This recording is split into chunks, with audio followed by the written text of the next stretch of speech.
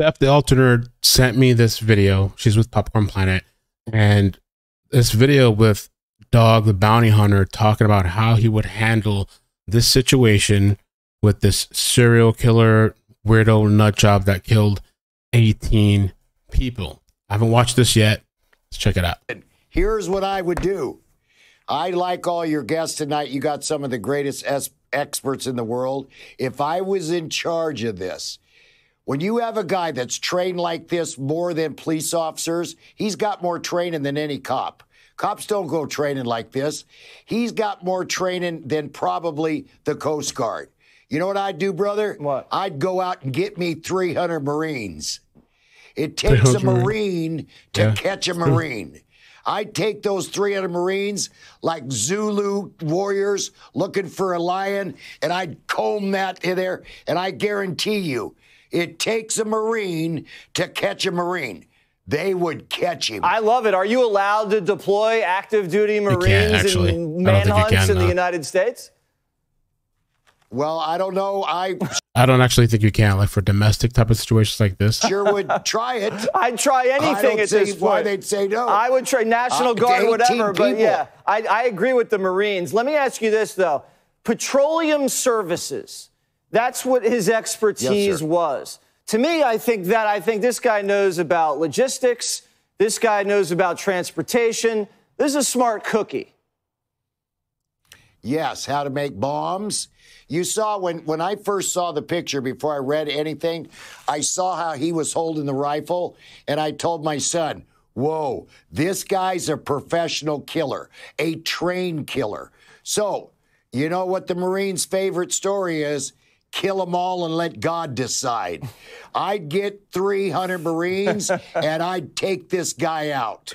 Well, I think Susan Collins, the senator, might have to make a phone call to the White House to rally the troops, because we're going to need a lot of help with this guy. We just saw a lot of vehicles leave the residence. We believe the search warrant was executed. They're probably processing the computers, processing the evidence. Where does this thing now go? Well, he's at. They know where he's at. I mean, and what do you guys think that this guy's at? Do you think he's out in the woods, out there surviving? He's a hunter, a fisher, or do you think he's out on a boat? Because I said his vehicle was found next to this boat launch. They don't know exactly, but they've got an area. Again, like she said, they're not telling you exactly. They know an area where he could probably be, so they'll concentrate in there. I don't think you got to go to the White House to get permission for anything. What's he going to do? I think you just ask, you know. You know what? And Call the base. I don't mean to be disrespectful. Call the base commander. Yes. See what we can do. See what resources we can bring to bear on this guy. Because this guy is a stone-cold killer, and he'll do it again. Dog, we got to run. Yes. Great ideas. Aloha, brother. Thank you so much. Thank you, sir. I mean, I know things got to be handled delicately. But to me, somebody that's killed 18 people... Like, we're ramming that house. We're going to get the Bearcat. You see what they did to that guy in Texas? He didn't even kill anybody. They literally picked apart the house with these gangster-ass machines. Yeah, we'd be ramming that shit. Dead or alive. Ramming that house and getting us out of there. Smoke it. At a send the robot, send the robot dog. And there are just smoke grenades, tear gas, all kinds. I'm throw everything. That's why I throw the kitchen sink of that shit.